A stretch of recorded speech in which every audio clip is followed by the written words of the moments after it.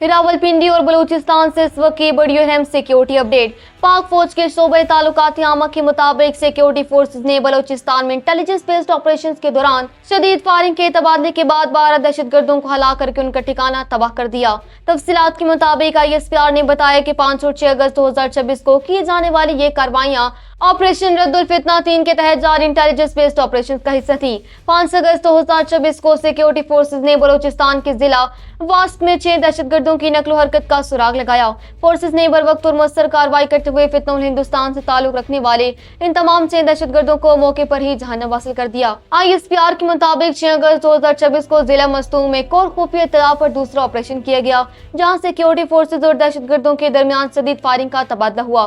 Firing के शदीद मुकाबले में मजीद 6 दहशतगर्द मारे गए, जबकि फोर्सेज ने कामयाबी से दहशतगर्दों का एक पूरा ठिकाना भी तबाह कर दिया, जहां से भारी मिकदार में असला और धमाका खेज मवाद भी बरामद कर लिया गया।